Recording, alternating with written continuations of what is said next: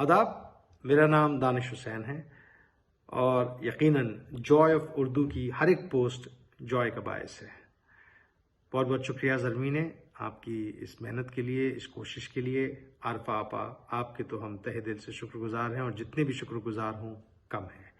میں آج آپ کو اپنی ایک نظم پیش کروں گا، اس کا عنوان ہے تجھ تک پہنچنے سے پہلے۔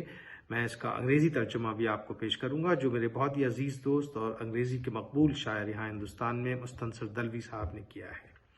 تو نظم ہے تجھ تک پہنچنے سے پہلے۔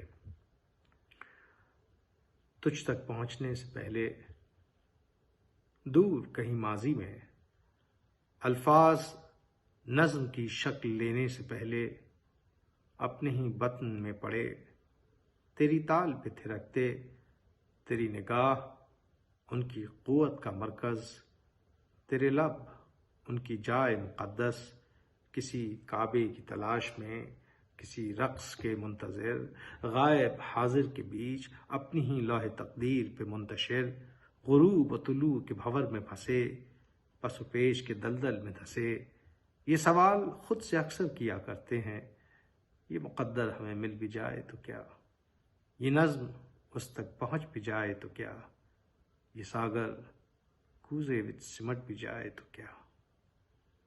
شکریہ، اور میں اب آپ کو اس کا جو انگریزی ترجمہ ہے وہ پیش کرتا ہوں۔ Before it reaches you, somewhere lost in some faraway past, words, even before taking the shape of verse, lie unborn in wombs. There they dance to your rhythms, your gaze the locus of their strength, your lips the hidden sanctum. There they seek an elusive Kaaba, waiting their turn to take the floor, slipping between the cracks of an absent presence. There they worry about their own fates, unable to break out of the whirlpools of dawn and dusk, sinking in the quicksand of dormancy. Time and again they ask themselves, so what if a pot can contain the sea?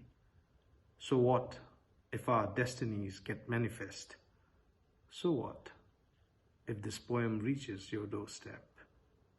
Shukriya. Thank you.